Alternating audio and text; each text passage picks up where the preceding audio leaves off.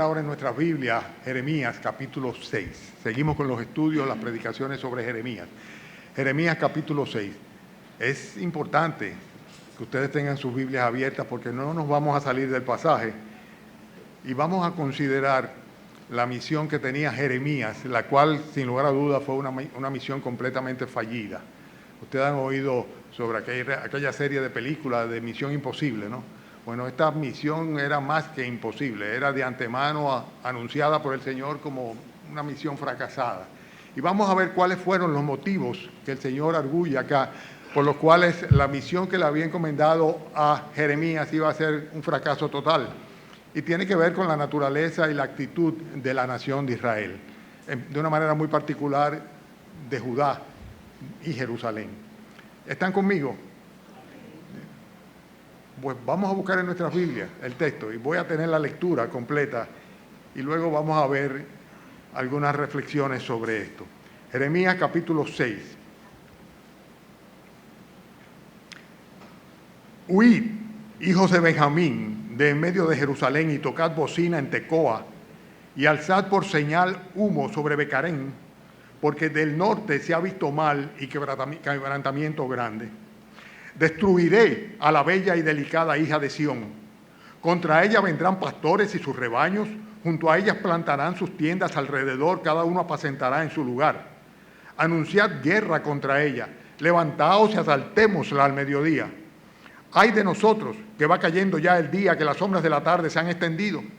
Levantaos y asaltemos de noche y destruyamos sus palacios, porque así dijo Jehová de los ejércitos.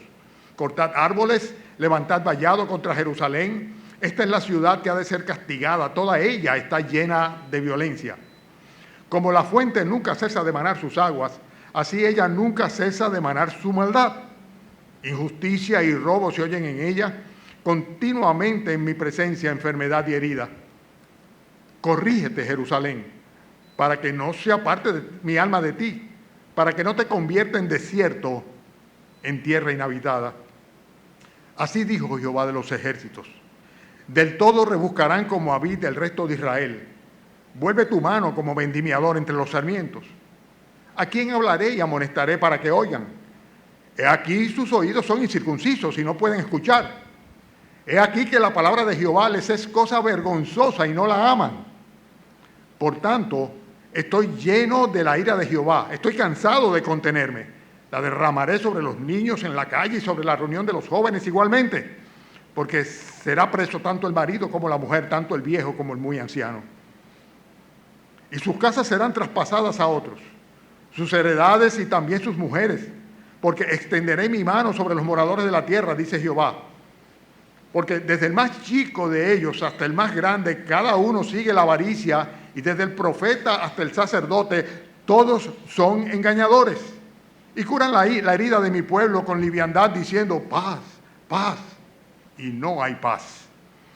¿Se han avergonzado de haber hecho abominación? Ciertamente no se han avergonzado, ni aún saben tener vergüenza.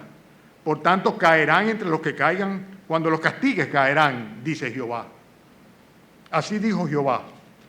Paraos en los caminos y mirad y preguntad por las sendas antiguas, cuál sea el buen camino, y andad por él, y hallaréis descanso para vuestras almas.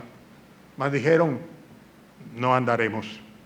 Puse también sobre vosotros atalayas que dijesen, escuchad el sonido de la trompeta, y dijeron ellos, no escucharemos. Por tanto, oíd naciones y entended, oh congregación, lo que sucederá.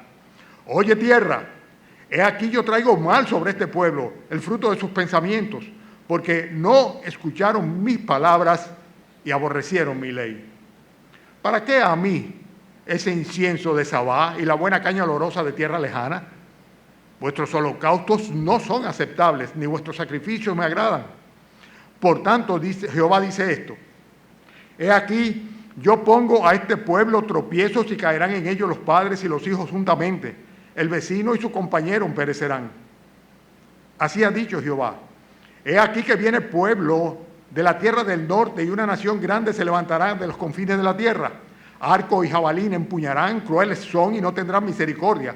Su estruendo brama como el mar, y montarán a caballo como hombres dispuestos para la guerra contra ti, oh hija de Sión. Su fama oímos y nuestras manos se descoyuntaron. Se apoderó de nosotros la angustia, dolor como de mujer que está de parto.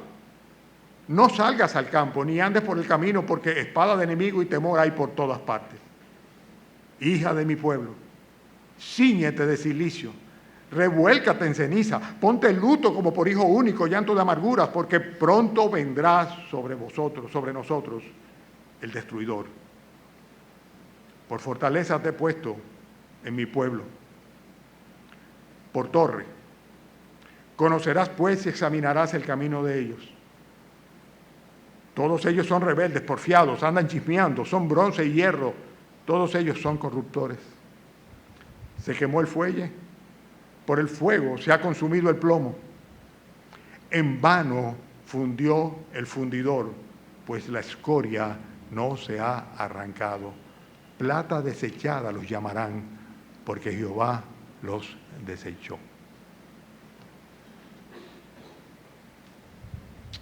Vamos a orar. Padre, cuando vemos tu juicio sobre el pecado, Señor, nos espantamos, Señor. Y podemos identificarnos claramente con Jeremías y el dolor que tenía, por el cual clamaba y lloraba constantemente, sabiendo lo que venía sobre tu pueblo, sobre Israel, sobre Jerusalén. Lo que finalmente se cumplió, porque eras tú quien lo profetizaba, Señor. Oh Padre, hoy día también, Señor, nos acongoja ver cómo el mundo, Señor, también anda en estos caminos de pecado y no parece, Señor, haber salida. Y si nosotros nos indignamos corrientemente, Señor, con las cosas que vemos, oímos y leemos, Señor, ¿cuánto más imaginamos cómo debes tú, Señor, sentirte rechazado, indignado, menospreciado, al ver que no te tomamos en cuenta, Señor?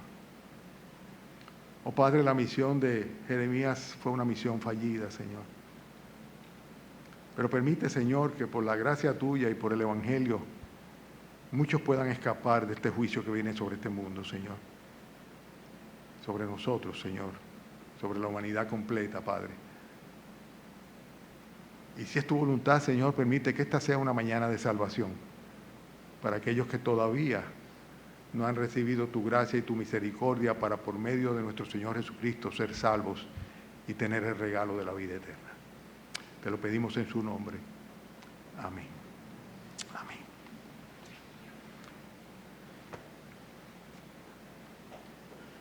Es interesante la expresión del versículo 29. Dice, en vano fundió el fundidor, pues la escoria no se ha arrancado.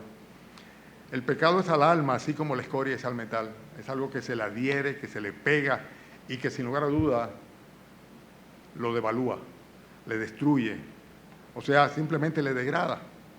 Y eso es lo que el pecado hace precisamente con el alma, con nosotros, con nuestros corazones. Y la única manera de poder erradicarlo, quitarle su poder destructivo, es arrancándolo de un todo, como si fuera un cáncer. Porque si no, va a ir contaminando a otras partes del cuerpo, de nuestro ser.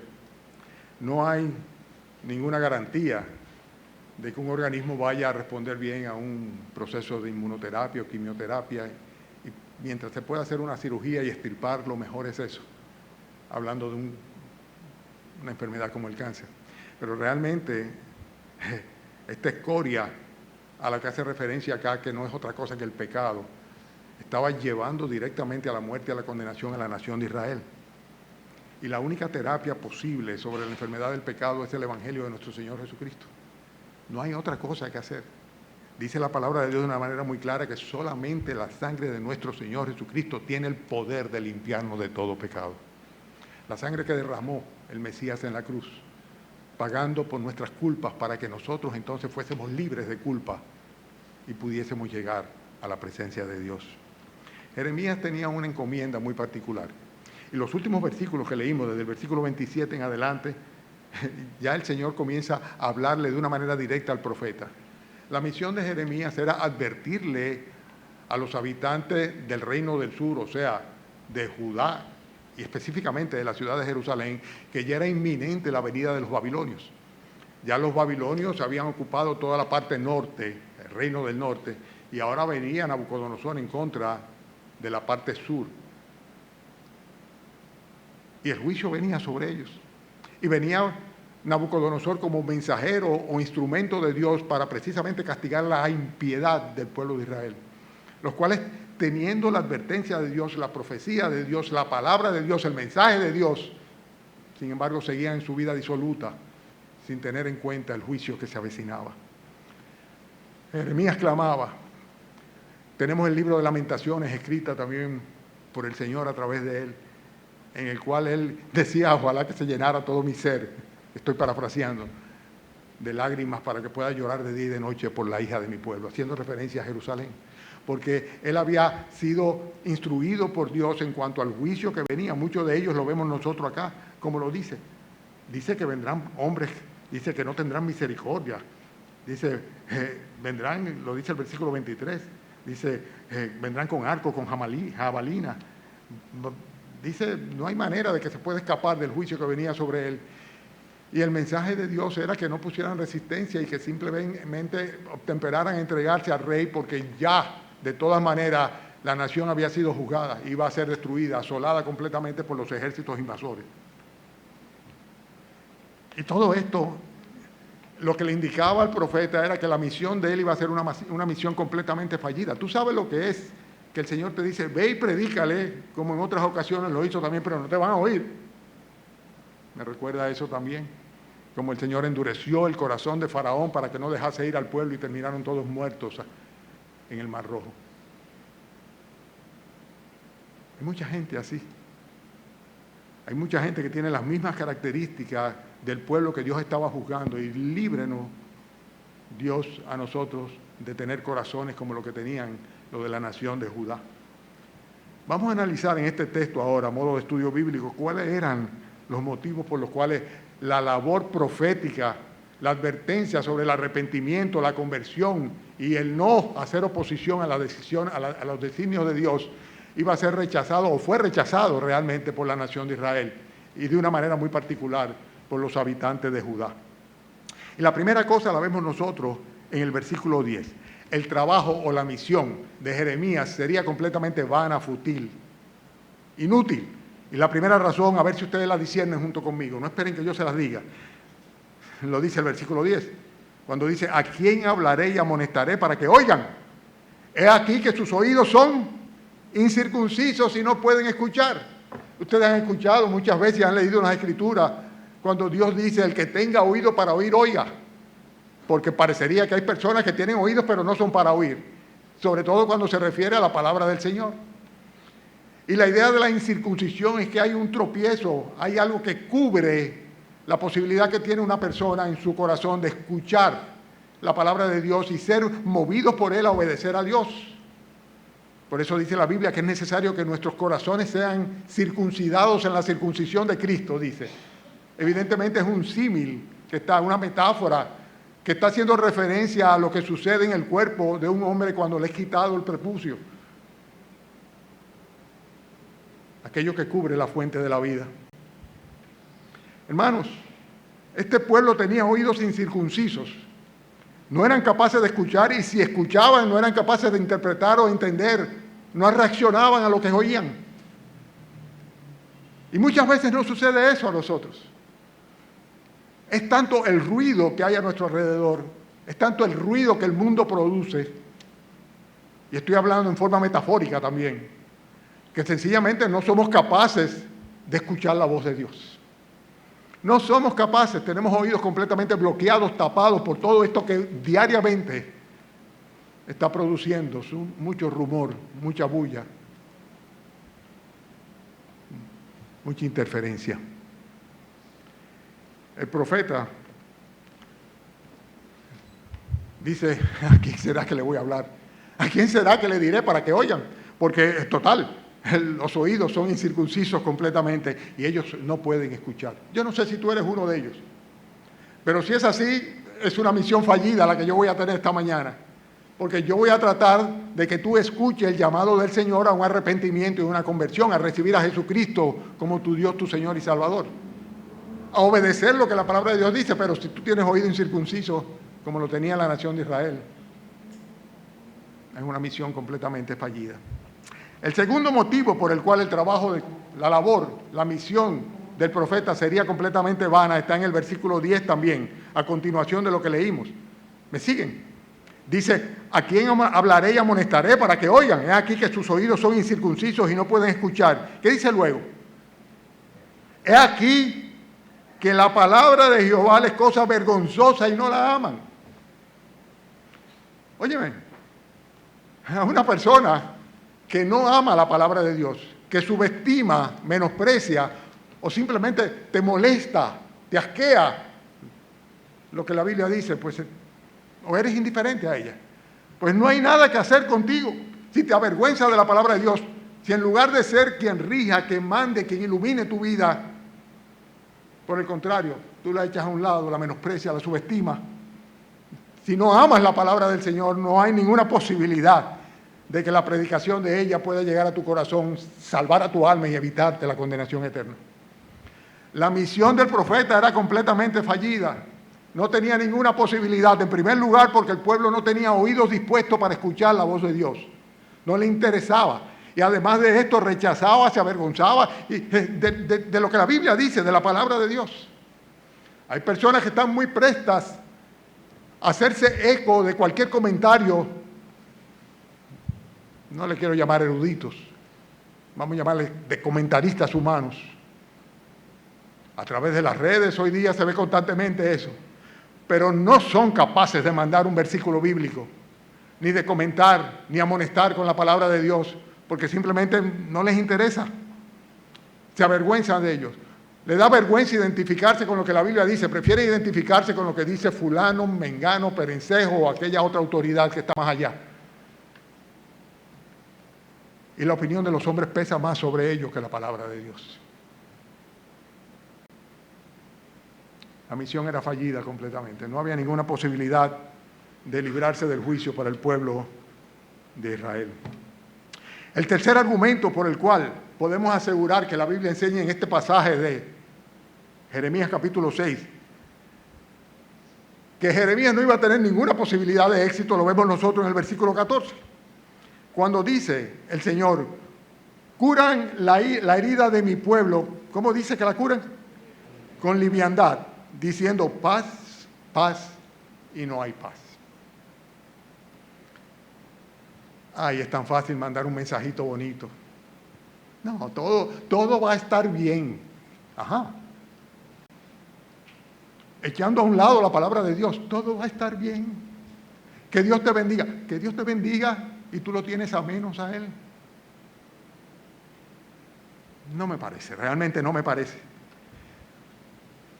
El pueblo pretendía cerrar la herida mortal del pecado con una serie de analgésicos. O sea, en otras palabras, simplemente buscando la manera de pasarle por arriba o pasarle por al lado la mano a aquel que estaba en pecado, al cual no se le puede decir que está en pecado, no se le puede ofender. Es con amor. Sin embargo, si no se le advierte sobre su enfermedad, va a perecer eternamente. Y eso estaban haciendo ellos. Ellos pretendían cerrar la herida mortal del pecado con una serie de analgésicos, de cosas que realmente decir paz, paz, paz. No se trata de eso. Que Dios es bueno, sí lo sabemos que es bueno. Que Dios es misericordioso, sí es misericordioso, pero también es juez justo y es fuego consumidor. Y una nación que tenía los oídos cerrados completamente para no escuchar la palabra de Dios, que más bien le producía repudio o vergüenza a lo que la Biblia decía, y una nación que pretendía sencillamente seguir en una religiosidad externa, bonitas palabras, bonitas ceremonias, bonitos rituales. Ay, no, pero yo el domingo voy al templo. Paz. Dice, no hay paz para el impío, dice la Biblia. No hay paz para el impío. Por eso la misión de él tenía que ser fallida. No iba a tener éxito absolutamente en el llamado a un arrepentimiento y una conversión, porque ellos tenían una presunción completamente absurda. Creían que con cumplir con una serie de rituales eran suficientes. Inclusive llegaron a tener una desvergüenza total para hacer cosas que eran abominables a Dios. Cosas que por naturaleza uno diría, ¿y cómo no se avergüenzan de eso? Sin embargo, lo estaban haciendo constantemente. Es el cuarto argumento por el cual podemos asegurar que la misión del profeta iba a ser fallida. Lo dice el versículo 15. Cuando dice, ¿se han avergonzado de haber hecho abominación? Ciertamente no se han avergonzado, ni aún saben tener vergüenza. Esto es aplicable tanto a los líderes religiosos. Hoy es un día de abominación para Dios en esta nación. Un día en el que la gente va detrás de un ídolo que tienen en una basílica a rendirle pleitesías. Cuando el Señor dice de una manera muy clara, no te harás imagen ni ninguna semejanza de nada que esté arriba en los cielos, ni abajo en la tierra, ni en las aguas debajo de la tierra, no te inclinarás a ella ni las honrarás, porque yo soy Jehová tu Dios, fuerte y celoso. Dios es celoso. Él es celoso de su santidad y es celoso de suyo y no comparte su gloria absolutamente con nadie. Hay un solo Dios y un solo mediador, uno solo. Es el mediador entre Dios y los hombres. ¿Quién? Jesucristo hombre. La Biblia lo dice de una manera muy clara. Pero ellos tenían una desvergüenza total para hacer cosas que eran abominables al Señor. Y en nuestro país, la desvergüenza para las inmoralidades, para la idolatría, para la avaricia,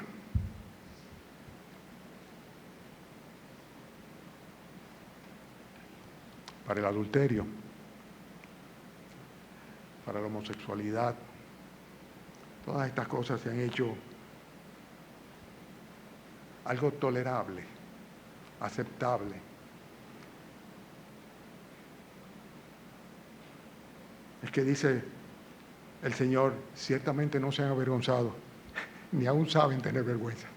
¿Vergüenza qué es eso? ¿Y por qué voy a tener vergüenza? Si yo me quiero unir a otro hombre, ¿por qué voy a avergonzarme de ello? Y si soy mujer y quiero unirme a otra mujer, ¿y por qué me voy a avergonzar? Y así como eso, tantas otras cosas.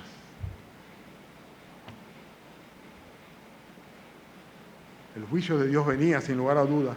Y el trabajo del profeta iba a ser completamente en vano por esas cosas que realmente el mismo Señor enumera en su palabra.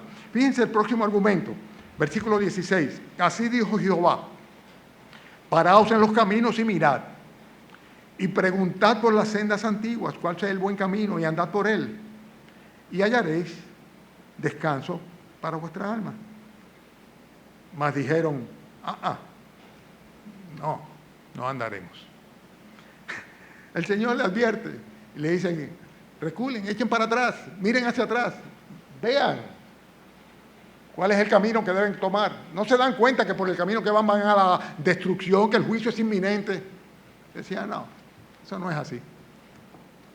Estamos viviendo en una época que los que tenemos muchos años en el Señor no pensamos jamás que íbamos a vivir, que íbamos a ver, a pesar de que sabíamos que iban a suceder porque la Escritura no yerra, no se equivoca.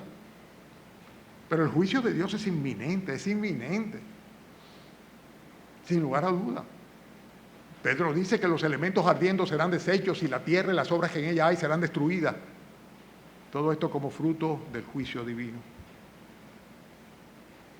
que levantará nación contra nación y reino contra reino, pestes, hambres, terremotos en diferentes lugares. Pero en fin, en este caso en particular estamos hablando de por qué la misión de Jeremías no podría ser exitosa. Y en primer lugar fue porque no tenían oídos circuncidados, porque se avergonzaban de la Biblia, de la palabra de Dios y no la amaban, porque pretendían con simple religiosidad curar la herida mortal del pecado sin un arrepentimiento genuino, porque eran desvergonzados para hacer cosas abominables delante de nuestro Dios, y por su negación, lo estamos leyendo ahora en el versículo 16, para pararse un momento, reflexionar y comenzar a caminar por el camino bueno. Cuando Dios los bendecía, cuando Dios los establecía como nación, cuando ellos eran capaces de entrar en la tierra prometida, y el temor de Jehová iba sobre todos los pueblos donde ellos entraban, y la victoria era segura, garantizada, porque el Señor se lo había prometido y ellos andaban guiados por el Señor. El libro de Números nos habla sobre esto. Pero, ¿por qué iba a ser fallida la misión de Jeremías? También hay otro argumento en el versículo 17. ¿Lo tienen? Dice, puse también sobre vosotros, ¿qué dice? Atalayas que dijesen, escuchad el sonido de la trompeta. Y ellos dijeron, ¿cómo no? Vamos a ver qué es lo que dice. No escucharemos. Dios le mandó profetas, uno tras otros. Jeremías ni siquiera estaba solo en esta encomienda. Había otros profetas que concomitantemente estaban anunciándole el juicio de Dios, pero ellos simplemente no hacían caso. Desde el más grande al más chico, no hacían caso. Les advertían. Ahí viene el adversario, ahí viene el enemigo, ahí viene el juicio. Es exactamente, hermanos, exactamente lo que yo pretendo cuando me paro aquí delante de ustedes y les advierto a los que no se han convertido a Cristo de todo corazón, el juicio de Dios viene. Tu vida puede terminar en cualquier momento. ¿Y entonces?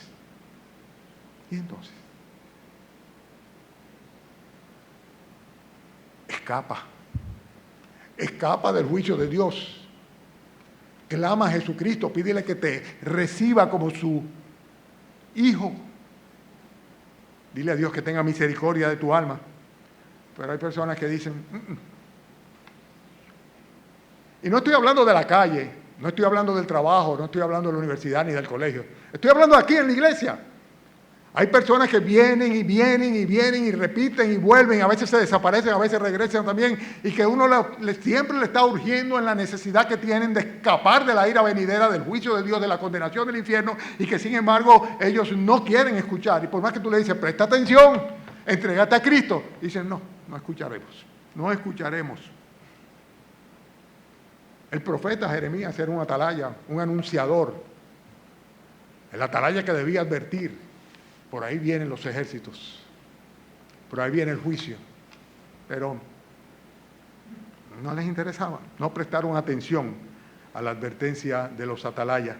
Todavía me quedan unos argumentos más que están en la Escritura, aquí en este pasaje, 4 más adicionales, vamos a ver si lo identificamos, por lo cual la misión de Jeremías sería una misión, ¿cómo? Fallida, o sea, no tendría ningún éxito. Versículo 19, oye tierra, he aquí, yo traigo mal sobre este pueblo. Más claro no puede estar. El fruto de sus pensamientos, porque no escucharon mis palabras y aborrecieron mi ley. Ellos permitieron que sus razonamientos y sus pensamientos predominaran sobre lo que la palabra de Dios dice, sobre lo que la ley de Dios dice. Pero que Dios dice que eso es pecado, no importa. Yo considero que eso no está mal. Ajá. Vas a entrar en confrontación con Dios, con lo que la ley de Dios dice, con lo que la palabra de Dios dice. No, pero ¿por qué voy yo a ir al infierno? Si yo soy buena gente, yo no he hecho daño. La Biblia dice muy claro que el salario del pecado, las consecuencias del pecado, la paga del pecado es la muerte y la condenación eterna. ¿No lo crees? Está simplemente haciendo que predomine tu razón por encima de lo que la Biblia dice, que lo dice muy claro. Y es el mismo texto que dice que el regalo de Dios es la vida eterna a través de nuestro Señor Jesucristo. Pero lo que tú mereces ciertamente es la muerte y la condenación. Y yo también.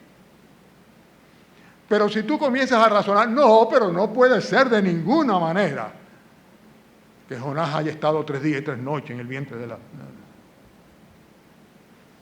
No busca argumentos, no busca razones. Si tú permites que tus razonamientos se sobrepongan o predominan sobre lo que la palabra de Dios dice, estás cayendo en un error muy grave. Ahora, si sale un artículo que dice, los científicos han descubierto que ciertamente lo que dice la Biblia en tal sitio es así, entonces sí lo crees. Tienen los científicos que corroborar o autorizar o legalizar lo que la Biblia dice, cuando realmente es todo lo contrario.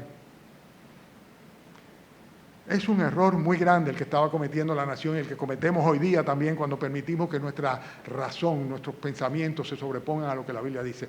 La Biblia lo dice y yo debo creerlo, porque la Biblia lo dice, es la palabra de Dios, de un Dios infalible que no se equivoca nunca, con el agravante de que ahora tenemos el testimonio de la historia. 6.000 años de historia hacia atrás, los cuales han sido perfectamente corroborados en el cumplimiento de todas y cada una de las cosas que la Escritura dice. Pero no, yo no creo eso.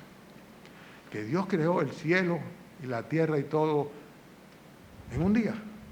Todo lo que existe. Yo no lo creo. Porque el carbono 14, porque se ha descubierto, estoy solamente tratando de ilustrar la necedad del ser humano. Y eso le pasaba a la nación de Israel. La misión del profeta sería fallida simplemente porque ellos permitían que sus pensamientos predominasen sobre lo que la Biblia dice. La actitud correcta de nosotros es la Biblia lo dice, yo lo creo, lo pongo por obra y no tengo preguntas. ¿Por qué? Porque la Biblia lo dice. El próximo error de ellos, versículo 20. ¿Lo tienen? A ver si lo identifican antes de que yo lo mencione. Dice el Señor, ¿para qué a mí este incienso de Sabá y la buena caña olorosa de la tierra lejana? Ellos venían ofreciendo incienso, ¿verdad? Y aromas y olores al Señor. Y dice el Señor, ¿para qué es eso? ¿Para qué es eso? ¿Qué le dice luego? Le dice, vuestros holocaustos no son aceptables, ni vuestros sacrificios me agradan. ¿Se complace Jehová en ofrendas y sacrificios o en que se haga su voluntad? Es lo que el profeta Samuel le dijo a Saúl cuando dijo, no, yo lo que he hecho es cumplir, hacer una ofrenda. Dice, ¿qué es lo que quiere el Señor? Que tú le obedezcas o que tú le estés ofreciendo sacrificio. El Señor le dice aquí claramente al pueblo, no traten de sobornarme. Es como quien dice, te voy a dar un chin, te voy a dar un poquito de esto, de aquello, para que tú te estés tranquilo, Dios, ¿verdad? Y me dejes vivir un poquito más y al final me lleve al cielo. Y para eso, mira, es más, te voy a traer una ofrenda a tu templo, o voy a ayudar a los pobres que están en necesidad. Es más, dime si hay otra cosa que yo pueda hacer, que yo estoy dispuesto a hacerlo. Dice el Señor, ¿para qué a mí este incienso de Sabá y la buena caña olorosa de tierra lejana? Dice, vuestros holocaustos no son aceptables ni vuestros sacrificios me agradan. El Señor lo que quiere es tu corazón. Lo único que podemos ofrecerle a Él es un corazón sincero, que reconozca su carencia, su pecado, se arrepienta y se le entregue a Él. Eso es lo que quiere el Señor. No necesita nada el Señor, Él solamente puede darnos. De nosotros no necesita nada, pero lo único que acepta es al corazón contrito y humillado, al cual el Señor no desprecia nunca. No al corazón soberbio, sino al corazón contrito y humillado por su pecado, que reconoce su necesidad de perdón y clama a Dios y le dice, Señor, aquí estoy, toma mi corazón, toma mi vida, perdóname, sálvame. Una misión fallida completamente. Faltan 2 puntos todavía. Versículo 29. Dice, versículo 29, se quemó el fuelle, por el fuego se ha consumido el plomo. En vano, y ahí es donde viene el versículo clave de este mensaje de hoy, de ahí es que sale lo de misión fallida. En vano fundió el fundidor, pues la escoria no se ha arrancado. Una manera muy común que se usaba antes de purificar la plata era combinándola con plomo. Entonces, cuando se pasaba por el fuego, el plomo arrastraba las escorias de la plata y la plata quedaba entonces brillante, resplandeciente y pura. Y lo que está diciendo acá fue vano, la escoria se quedó ahí. A pesar de todo, Israel, que debería ser una plata brillante, pura para el Señor, dice, permanecía con sus escorias, permanecía con su pecado, con su lastre. Consecuentemente, no sirvió de nada el trabajo del fundidor. No sirvió absolutamente de nada, porque la escoria no se ha arrancado. Hermanos, si ustedes vienen a una iglesia, escuchan cosas bonitas que le alienten, que le eleven el ánimo, salen por ahí felices de la vida, en vez de amonestados y contristados. ¿Está bien? Eso hará tal vez más amena la reunión, pero completamente fallida e ineficaz. Completamente fallida e ineficaz. En el versículo 30 dice el texto, la plata desechada los llamarán. ¿Por qué dice? Versículo 30, porque Jehová los desechó. ¿Por qué no tenía ninguna posibilidad de éxito la predicación? ¿Por qué tal vez yo estoy perdiendo mi tiempo? Perdón, yo no estoy perdiendo mi tiempo. Yo diría, no voy a ser eficaz mi predicación esta mañana. No estoy perdiendo mi tiempo. Absolutamente. Una expresión incorrecta, que recojo y me arrepiento. Le doy gracias al Señor por permitirme el privilegio de ser atalaya. ¿Pero por qué? La misión sería fallida en primer lugar porque no tenían unos oídos abiertos a la palabra del Señor. En segundo lugar, porque antes que amar la palabra de Dios le producía vergüenza. Esos fanáticos religiosos con su Biblia. En tercer lugar, porque pretendían a base de cosas superficiales y decir Dios te bendiga o paz. Hoy día tú le dices Dios te bendiga a todo el mundo. Todo el mundo dice Dios te bendiga. Antes lo decían solamente los creyentes. Bendiciones era una expresión de creyentes convertidos. Hoy día de todo el mundo. No es que sea una expresión corriente, es preciosa, pero completamente ineficaz en su propósito. La vergüenza que tenían ellos se había ido. Eran unos desvergonzados y no les importaba sencillamente hacer cosas que desagradaban a Dios. No querían obtemperar a un llamado a mirar hacia atrás y regresar al buen camino, la época en la cual andaban con Dios. Si es el caso de ellos, o el caso tuyo tal vez, que durante un tiempo estuviste siendo guiado por el Señor y su palabra. No prestaron atención a las amonestaciones de los profetas, de los atalayas. Su razonamiento predominó sobre lo que la Biblia decía. Y para colmo pretendieron que iban a poder contentar a Dios, sobornarlo, como yo digo, con holocaustos y sacrificios, o asistiendo al templo, o haciendo obras de caridad. Pero sin embargo el Señor dice, la escoria del pecado permanece ahí. Fue en vano que fundió el fundidor, porque la escoria no se ha arrancado. El pecado permanece ahí, el pecado sigue siendo mortal, a menos que Cristo, por su gracia y por su misericordia, lo desarraigue y le quite el poder al pecado para condenarnos. Y eso fue precisamente lo que el Señor Jesucristo vino a hacer. No permitas que Dios te deseche. Plata desechada los llamarán, porque Jehová los desechó. No lo permitas si puedes evitarlo, por lo menos haz tu parte. Hazle caso a lo que la palabra de Dios dice, a la advertencia que en esta mañana te estoy dando. Ven a Jesucristo, pídele perdón por tus pecados. Insiste con Él, convéncelo de que de verdad te estás arrepentido. Es a Él a quien tienes que convencer. Es delante de Él que tenemos que confesar nuestras faltas y clamar por perdón y misericordia con el propósito absoluto y total de seguir en pos de Él. Y esperar de esta manera que Él nos libre del juicio venidero. Vamos a orar.